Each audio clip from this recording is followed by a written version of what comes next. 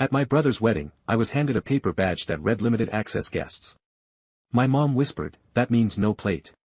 I looked over, walked to the gift table, retrieved my envelope with the $7,500 fund check and said, "I think you won't need this anymore." Then I left.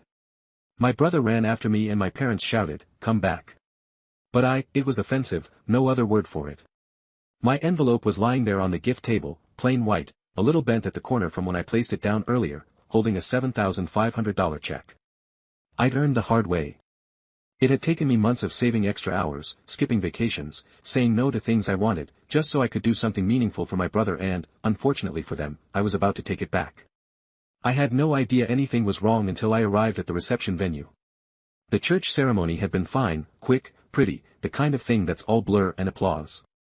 My brother had barely spoken to me that morning, but I chalked it up to nerves. I didn't expect red carpet treatment. I'm not that guy, but I assumed I was part of the day, family after all. When I reached the reception check-in, I was behind a couple who were handed shiny and lobe-style badges, gold-trimmed with their names and table numbers printed in calligraphy. Then it was my turn. The woman behind the table didn't even look up. She handed me a paper badge. I stared at it, white, flimsy, printed with thick black text that read, "Limited access guests." I paused. I thought maybe it was a mistake. Then my mom appeared, like she'd been waiting nearby just for this moment. She leaned in and whispered like we were sharing a joke. "That means no plate." I waited for her to smile, to wink, to make it a joke, but she just walked off before I could even ask anything. I stood there holding the badge, suddenly aware of how quiet everything got in my head, like I was underwater. I walked into the hall anyway, telling myself maybe there'd been a mix-up.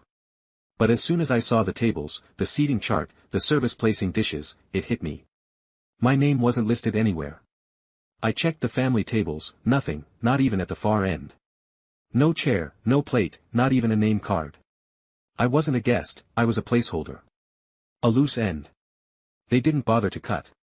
I stood near the wall watching everyone settle in. My brother raised a toast, my parents clapped, his fiancée leaned in and kissed his cheek while people snapped photos. I waited for someone to notice me, for someone to walk over and say it was a misunderstanding. No one did.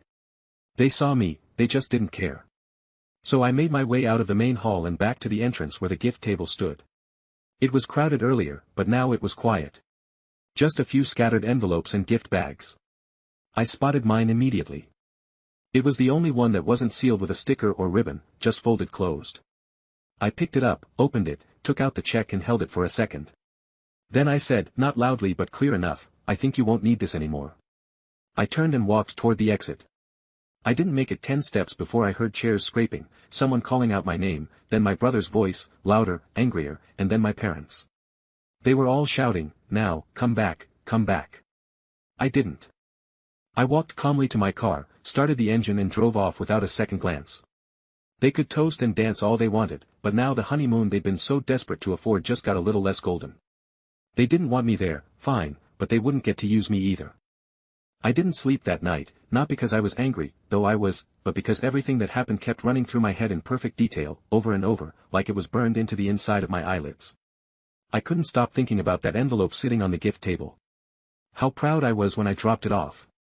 I thought I was doing something good, something meaningful. I thought I was part of something. Instead, I was the guy with the paper badge, the guy who didn't get a seat, the guy whose own family decided he didn't quite belong.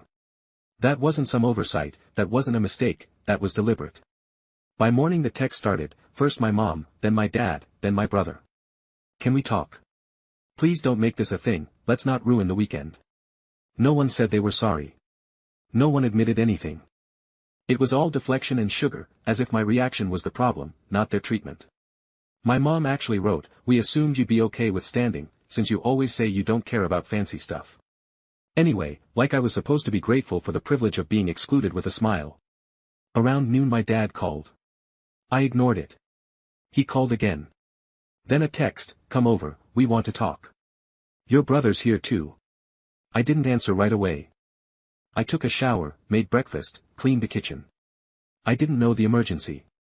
And I didn't know them the benefit of the doubt either. But still part of me wanted to go, not to fix anything but to watch them squirm a little. They needed that check. I knew that. I knew how close to the edge they were financially. I'd heard my brother complain about the venue cost and how stretched they were trying to book a honeymoon in the same month. So I went, not out of forgiveness, out of curiosity. When I pulled into the driveway, my brother's car was already there. So was my dad's. I walked in without knocking and all three of them were in the living room. My mom tried to look casual, smiling like I was back from a long vacation. My dad nodded, like this was going to be a reasonable conversation. My brother stood and half raised a hand, like he wasn't sure if he was supposed to hug me or shake hands. I sat down and didn't say anything. I waited. My dad spoke first. He said it was really unfortunate how things went yesterday. Not that they made it unfortunate, just that it happened to be unfortunate. My mom followed with some lines about miscommunication and logistics. She used the word oversight a few times, as if I just slipped through the cracks, as if my absence at any table and my exclusion from dinner had been a spreadsheet error. My brother didn't say much. When he did, it was vague. I didn't know that's how it would be. I thought you'd understand, like I was supposed to be some enlightened monk who would just float above the humiliation. I listened to it, all nodding occasionally, and when they'd finished doing damage control I looked at them and said one thing: I might change my mind. That was it.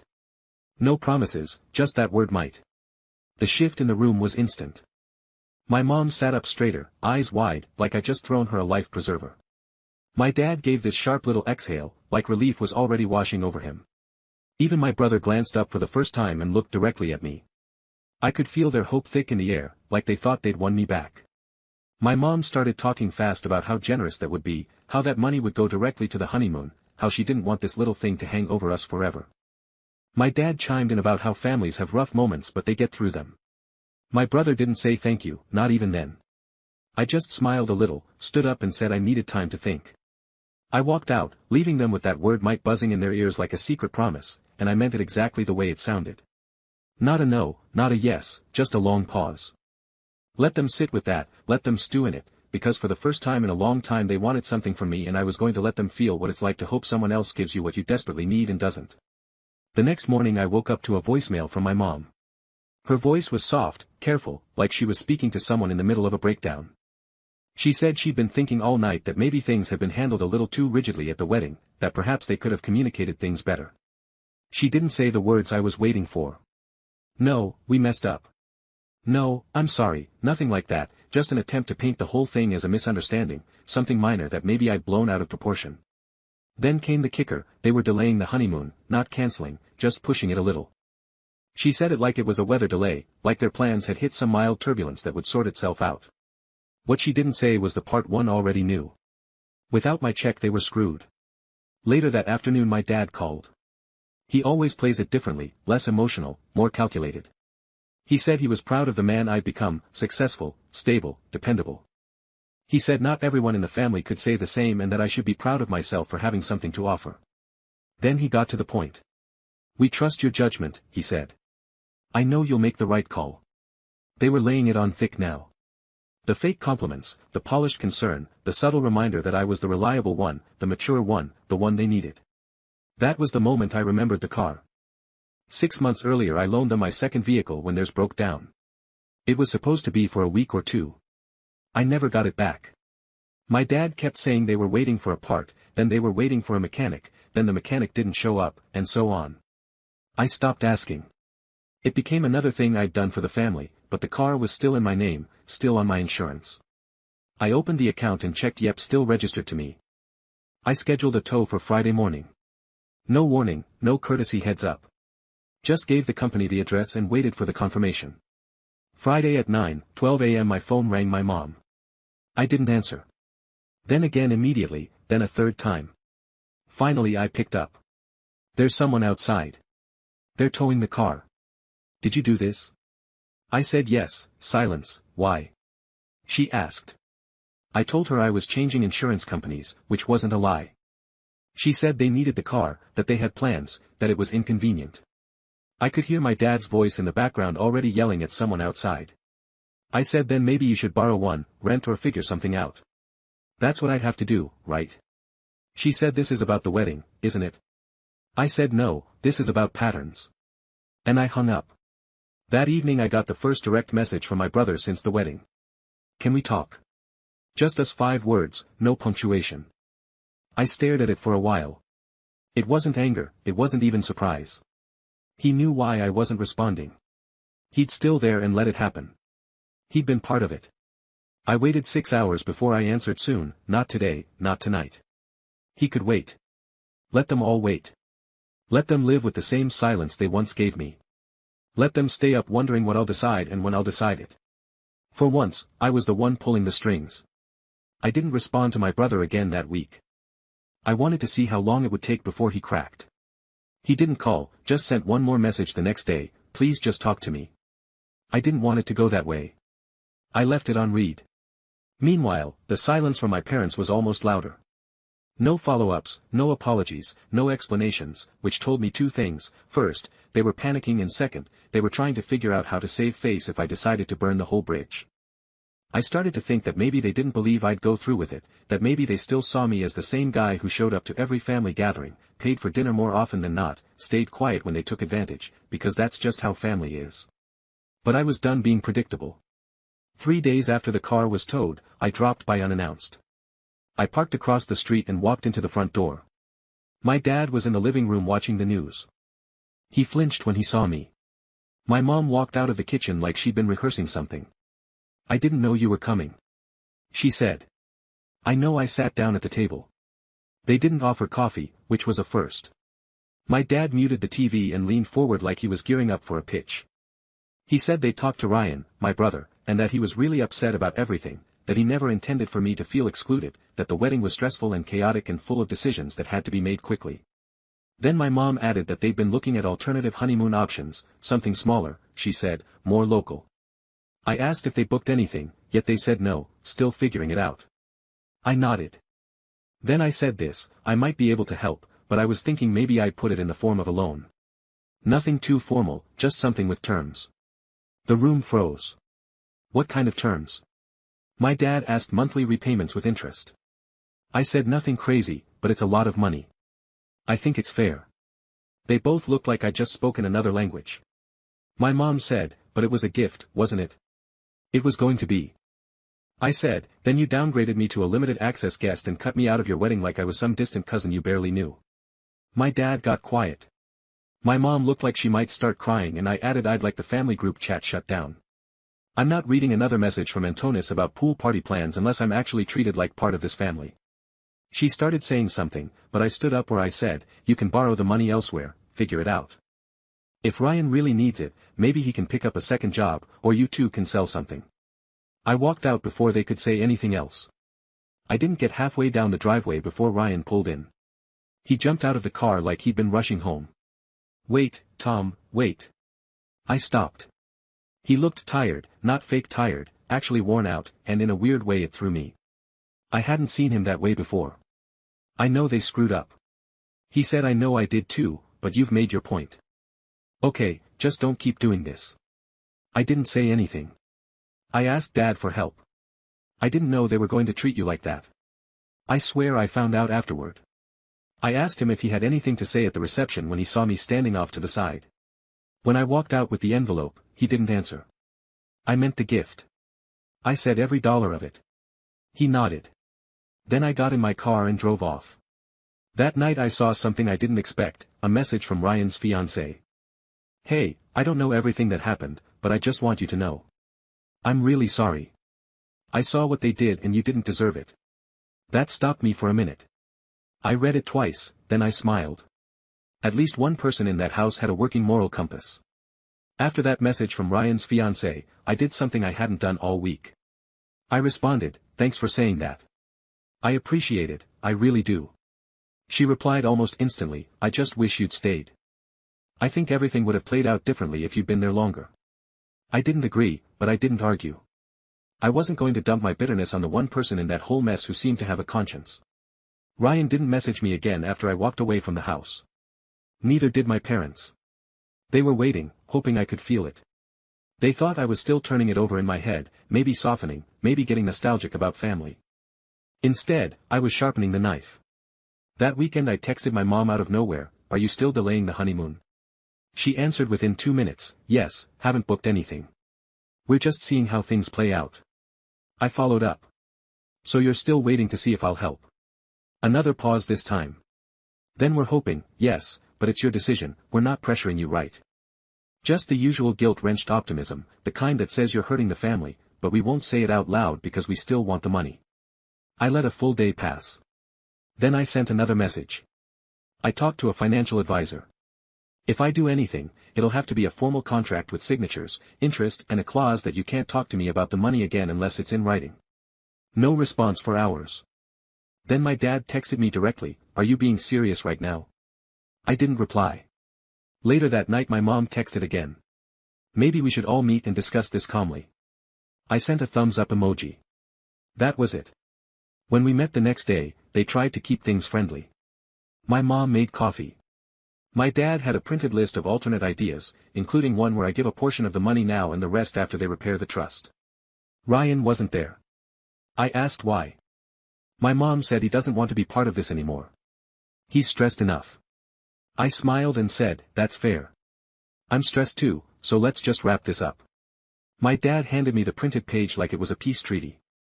I scanned it, then folded it in half and slid it back across the table. "I've made my decision. I said you'll need to figure it out without me.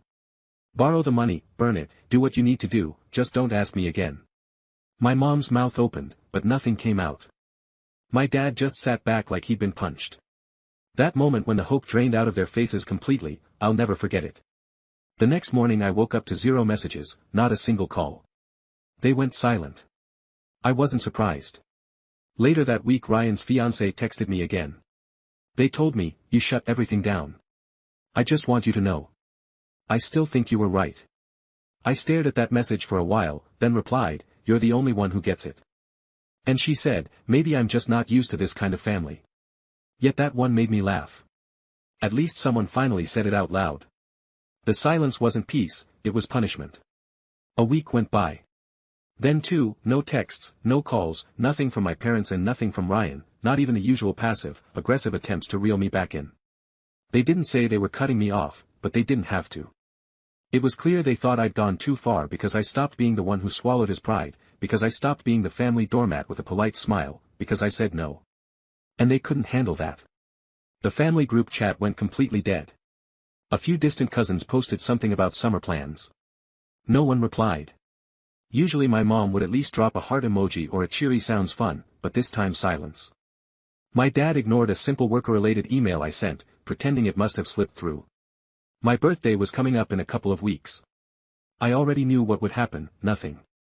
They weren't angry that I walked away. They were angry that I did it with dignity. The funny thing is they thought I'd be stewing in regret that I'd eventually come back crawling apologizing for how I reacted. But I wasn't.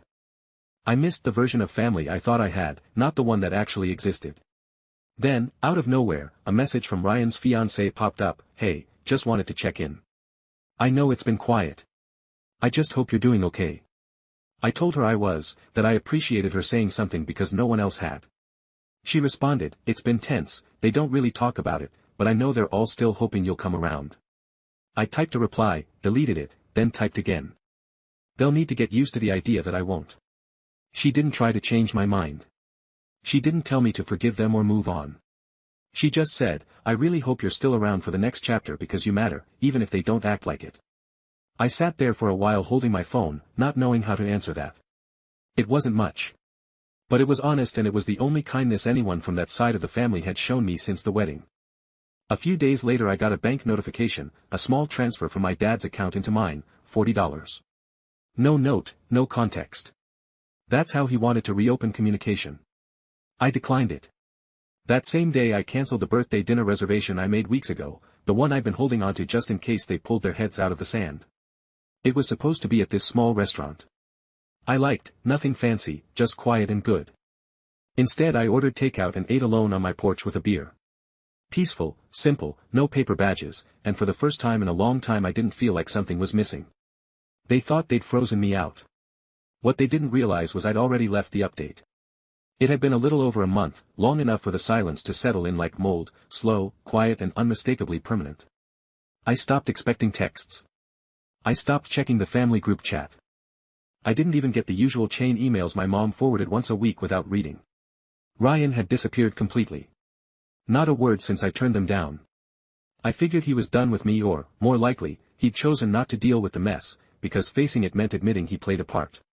I'd moved on mostly, at least on the surface. I was back to work, eating better, sleeping okay. I even started looking into a trip I'd been putting off for years, somewhere far, somewhere they couldn't reach. Then one random Thursday night, everything cracked open again. I was half asleep on the couch, something mindless playing on the TV, when I saw a notification from an unknown number. I almost ignored it, but the first line made me sit up. "Hey, I hope this isn't too weird, but I really need to tell you something. It's about the wedding and your brother. I wasn't sure if I should reach out, but I feel like you deserve to know." I blinked. The number had no name attached, just a local area code. I kept reading. "This is Kara's cousin. I helped organize parts of the wedding, seating, RSVP stuff, all of it. I saw the original guest list. You were listed as family full access, seated at the same table as your parents and Ryan." Another message followed seconds later. 3 days before the wedding, your mom changed it. She emailed a revised list. You were the only name that was moved. Ryan approved it. I remember thinking it felt weird but figured it was a family thing. I didn't move, just sat there staring at my phone, heart pounding, in this slow, heavy way, not shocked, not exactly just exposed, like someone had finally turned the lights on in a room I've been stumbling around in for years. Then one more message. "I'm not trying to stir drama, I just couldn't sit on it anymore. What they did wasn't okay. I'm really sorry." I stared at the screen. They knew Ryan, my own brother, had seen me on that original list and let them bump me down to the limited access category, like I was some second cousin nobody talks to. This wasn't some mistake. It wasn't a vendor issue or a capacity limit. It was deliberate, precise, pre-approved, and they did it knowing exactly what I was bringing to the table. Literally they knew about the check. I told Ryan weeks earlier I had something big planned for the wedding. I wanted it to be a surprise, something that took pressure off his back, something meaningful. He was the one who told me how tight their budget was. I offered to help and he let me. Then, 3 days before the wedding, he signed off on cutting me out. I sat there and scrolled back through our old messages back to the night he called and said, "Man, I don't know how we're going to afford the honeymoon." Back to me saying, "I've got you, don't worry." He knew and he did it anyway. They wanted the money, but not the connection. They didn't want me in the pictures and the speeches at the table, they just wanted the envelope. And that's when it stopped hurting, that's when it shifted, because now I knew exactly who they were and I had proof. No more wondering, no more second chances.